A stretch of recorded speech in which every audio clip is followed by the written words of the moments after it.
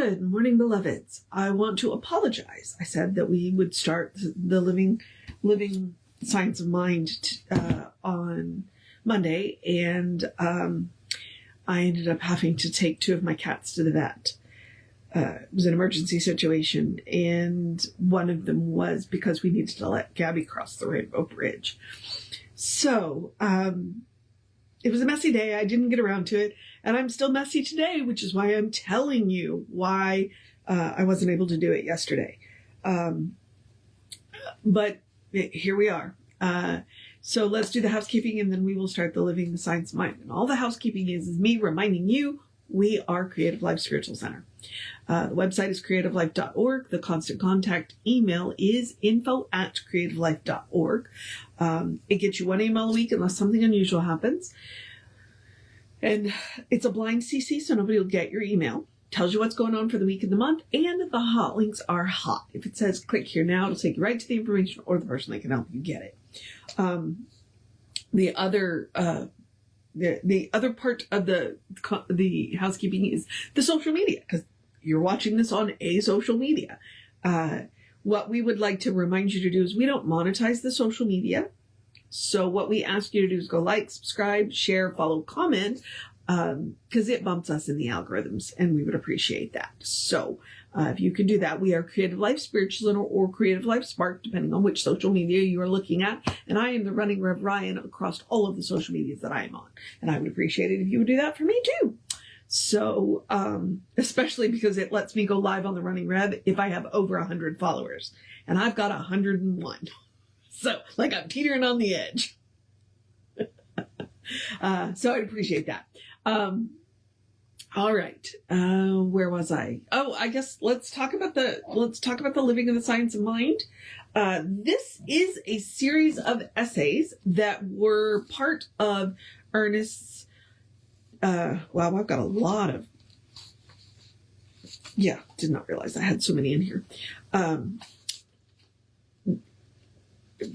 It's part of Ernest's study course. In the back of the Science of Mind magazine, when they first started it, you could order this study course, 48-week study course, and they would send it to you every week. And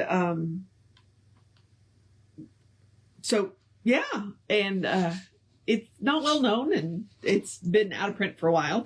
I think you can order it through the archives, though, the Science of Mind archives. I did get a copy of it because Reverend Dana, who's our newest minister, is interested in maybe starting it up. She's going to teach kind of a let's get started course. But she's working on that. And so Jesse ended up getting me the study course. So that may come in the future, but that's where these are from, with the exception of 2. But the first essay is 3 pages, and it is What is Science of Mind? So let's get on with it. Let me get my light on here. All right. So the science of mind. What is science of mind? The science of mind is an outgrowth of the spiritual faith which people have had throughout the ages. Before science was conceived, the presence of God was felt. Before ever mental actions or reactions were analyzed, history was filled with instances of men and women who had experienced God. The science of mind is a comparatively new, but the mental experience of the invisible universe is as old as the history of humanity. It is new in that it is for the first time in history. It is new in that for the first time in history, we have put together all findings which contribute to the establishment of humanity's relationship with the universe, to the end that they may be able to apply their spiritual understanding to the everyday problems of human life. This science necessarily starts with the preposition that we are living in a spiritual universe, whose sole government is one of harmony, and that the use of right ideas is the enforcement of its laws, or its law. The science of mind is built on the theory that there is one infinite mind which of necessity includes all that is, whether it be the intelligence in humanity, the life in the animal, or the invisible presence, which is God. In it, we learn to have a spiritual sense of things. This spiritual sense of things is what is meant by the consciousness of Christ. To be able to discern the spiritual idea of its physical symbol is to use the mind that Jesus used. The science of mind is intensely practical because it teaches us how to use the mind principle for definite purposes, such as helping those who are sick, impoverished, or unhappy. Each one of us should learn to become a practitioner of this science, a demonstrator of its principle, a conscious user of its power. Which I'm going to pause there and point out that, as Reverend Jesse says, we're all using the power anyway. We might as well learn to do it well. All right? Power already exists, but the existence of power is of no particular value to us until we use it. We must not only be conscious of the power, but we must be actively conscious of it. This is one of the first lessons we learn in the science of mind. This science is more than mental. It is also spiritual. Since we live in a spiritual universe, the science of mind declares that the hazards of turning pages. Hang on. The science of mind declares the truth about this spiritual universe, and it also declares the truth about false belief, considering everything which is opposed to good as an accumulation of human thought, the collective negative suggestion of the race. Wrong conditions are resolved into false beliefs, and through the use of right ideas as a transformation of a transformation of thought takes place. We learn to build our ideas upon an affirmative rather than a negative factor. To state the truth and deny or disregard that which in belief is opposed to it is to prove the principle of the science of mind as actual. In other words, focus on what you want, not on what you don't want. The ever-increasing thousands of persons who are daily proving this principle add to our conviction that we are dealing with the most intense reality the human mind has ever conceived. The practice of this science is the application of a definite technique, the law of right thought, of true spiritual understanding. It is necessary that you have a complete conviction that there is such a principle and that you understand the scientific use and application of it. Conscious knowledge alone gives you the conscious control of the laws of nature. The advance in any science always corresponds to the conscious use made of the laws of nature. There could be no advance in science without such a conscious use of nature's laws. We got to play by the rules, people. It would be unwise to approach the science of mind with superstition. You must approach it with understanding. Above all, you must approach it with a definite intention in mind of making conscious use of its principle. You must come to realize that mind exists as a principle in the universe, just as electricity exists as a principle. Once you understand this, it will not be difficult to see that thought is the tool of mind, that right ideas enforce the law of mind, nor will it be difficult to see that physical objects are fundamentally spiritual in their nature, that an objective fact is but a symbol of a subjective or invisible cause. It certainly follows that if you are to make use of the science of mind, you must be able to convert things into thoughts, and by changing the stream of consciousness, produce a corresponding change in an objective situation. Whether this be used for helping those who are sick or to meet any other need. In other words, change your thinking, literally, change your mind, and your situation will change. All right. You're going to get commentary. David says it helps me not be monotone. So he doesn't fall asleep when he's listening to me. That would be David Dewhurst, by the way, Reverend David. The question naturally arises whether humanity has the right to use their thought for whatever purpose they will. The more sincere one is, the more likely they are to ask this question. Strangely enough, they would not ask this relative to any other science, but would feel that all laws exist to be used, and any sane person would naturally desire to benefit themselves and others through the use of nature's laws. Why should any exception be made for the greatest of all laws, the law of mind in action, and the enforcement of this law through right ideas? Buddhist has this idea too, right thoughts, same idea. One of our fundamental prepositions is that God is all there is. When you say God is all there is, that includes everything, all possibility and all action. For spirit is the invisible essence and substance of all form. It is impossible to separate the highest use of this science from the most exalted conception of an eminent spirit, a transcendent spirit, an available spirit. Perhaps one might at first have an aversion to the idea of using spiritual powers for material purposes. But in the science of mind, we discover that there are no final material purposes, that whether life exists in an objective or subjective state, whether it is visible or invisible, all is spirit. That spirit or intelligence, plus what it does, constitutes the entire universe, including us. Humanity. I am altering the words just a hair, just so you know. The science of mind reveals that every person is a potential Christ. Every person has inherent God power within them. And how could this God power be used other than through their thought?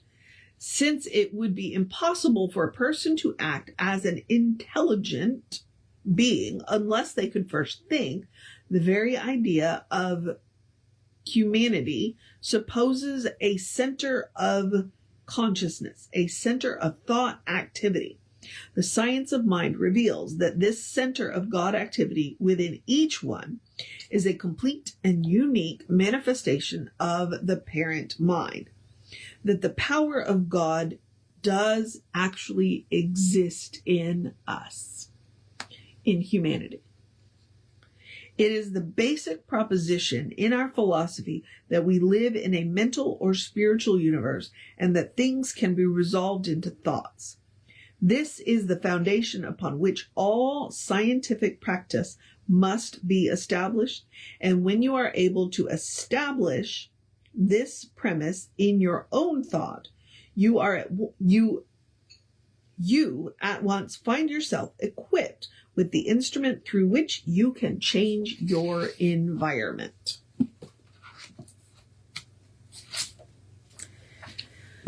We got 3 pages left. I'm gonna finish it.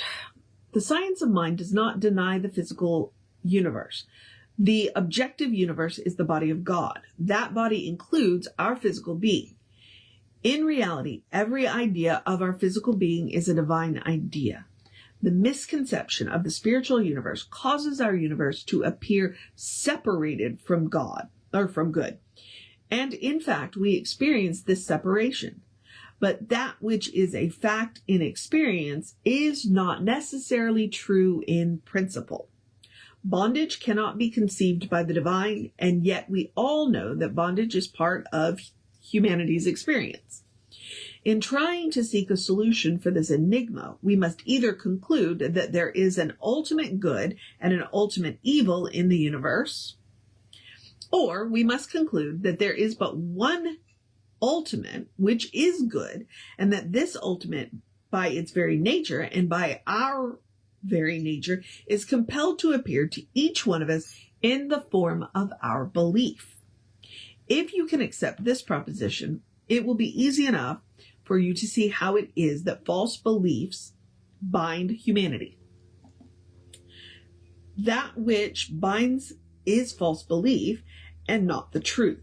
Then you will see why Jesus told us that a knowledge of the truth would produce freedom. He did not mean that the knowledge of the truth creates freedom, but that knowledge of the truth makes us free by aligning us with that which was never bound.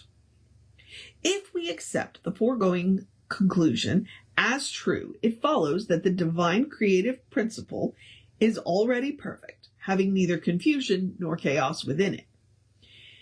It was, is, and will remain exactly perfect. Our individual universe shall be redeemed from its bondage in such a degree as we become actively conscious of the truth of our being. We must use the law as a law of liberty, else we shall be using it as a law of bondage. The science of mind provides us with a definite technique for the use of this law and teaches how each one can use it in freeing themselves and demonstrating to their complete satisfaction that right ideas, correctly used, can and must produce right conditions. So far, science, revelation, and philosophy have arrived at no conclusion which could disturb this proposition. And every day, the physical sciences are more completely proving that the physical universe in which we live is more like a gigantic thought than anything else. Now, if the physical universe, or the cosmos as a whole, is more like a giant thought than anything else, it follows that our immediate world is part of this thought.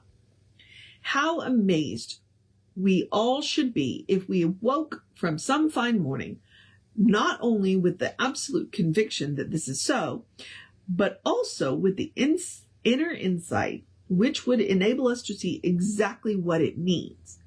Then we too should be able to say to the paralyzed man, "Stretch forth thine hand." That's a quote from Jesus, by the way.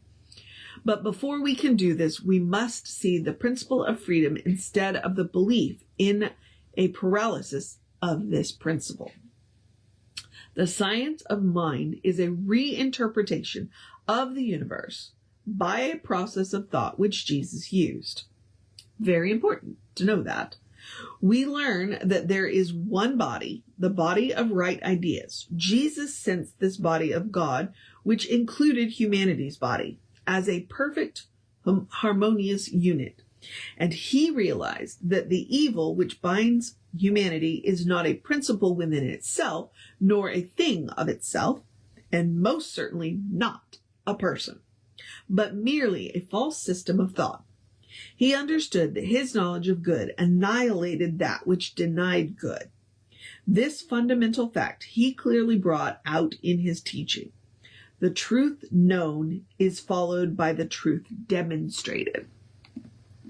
The science of mind does not necessarily create a new religion or sect, for it may be added to any spiritual system of thought, since it is a complement to all. The person who already has the greatest spiritual faith will make the most active demonstrator of truth. The person who naturally has a spiritual insight, or who has already trained themselves to have spiritual insight, will more quickly sense the truths which the science of mind portrays. They will more quickly lay hold of its technique and more perfectly demonstrate it for themselves and others that the invisible is the cause of the visible. For every science, there will be a technique or a way of proving its truth. Science of itself is a knowledge of laws and principles and systematic arrangement. And the technique of any science is the way in which we can use this knowledge of laws and principles. This is a lot. Applying this rule, which is common to all sciences and to the science of mind, it naturally follows that if there is such a principle as universal mind, and if it does work according to the law of cause and effect, and if thought, self-contemplation, or self-knowingness is that which stimulates its action, then correct thinking can and must produce objective or visible results. We must lay even more stress on the use of science of mind when we do than we do. Okay, hang on. Let me try that sentence again. We must lay even more stress on the use of the science of mind than we do on seeking to establish its principle. Yeah. Ernest says that he would rather have more people practicing it than talking about it. It's like, enough with the theory, go do it. Okay, back to the reading. As a matter of fact, its principle is self-evident. Its use is exactly that, what we make it. And the first thing that any student of this science should do is determine to make daily use of it. Stop with all the theory, go practice. In this, in all other things, we should be practical. Too much study of any principle without making any conscious use of it will lead to mere theorizing. And I am sure we all wish practical results. That's in the book. That's not me saying it. That's in the book. You are ready to use the principle governing the science of mind the very moment you accept the fact that there is such a principle and that it does operate through your thought. But this seems to be the place where many fall down. They talk too much about the principle and use it too little. They permit themselves to become confused by the introduction of contradictory ideas. They spend too much time in merely philosophizing, theorizing, speculating, and until finally they live in a world of wistful wishing of daydreams. Ooh, Ernest! Ugh.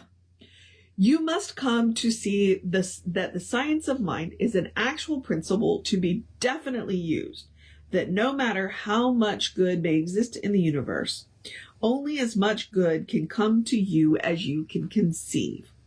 Above all things, determine how to use this science. Do not say, I expect to have an understanding enough within a year to use it. Seize upon whatever facts present themselves to your mind today. Begin to use such truths as your grasp, and you will become an effective practitioner. I forgot how much I love this book. Oh, the text is wonderful and everything, but the science of mind is the living science of mind it's kind of more practical, because in the text he's teaching you all the theory, and in the living the science mind he's like, go do it, go do it, go do it, go do it a lot. So I commend the living the science of mind to you. It's gonna be a joyful ride, I hope. All right, beloveds. I'm now gonna encourage you to have a great day, a wondrous day, a fantastic day, a magical day, an enchanted day, a wonderful day, an awesome day, an amazing day. Well, let's go get it day. A enjoy the cooler weather day. A drink plenty of water day. A cuddle your fur babies day. A tell somebody you love them day, including yourself day. A do what you gotta do day. We got this day. A good day. And if that is too much pressure, because honestly, for me, it was yesterday, and it might be again today, simply have a day. You are enough, just as you are. You are a beloved expression of the divine. You are spirit in motion, God in action, a brilliant light, a divine spark, a beautiful masterpiece, and a work in progress at the same time, at your own pace. And as Reverend Jesse likes to call us, you are a godly. Explore the truth of your being. Get to know who the divine knows you to be, because the divine knows you to be good. As you heard, there is no confusion and no chaos in the divine. So the divine knows you to be good. And from there, anything is possible. Anything is possible. All right, beloveds. Reverend David should be on around 5 p.m. with you.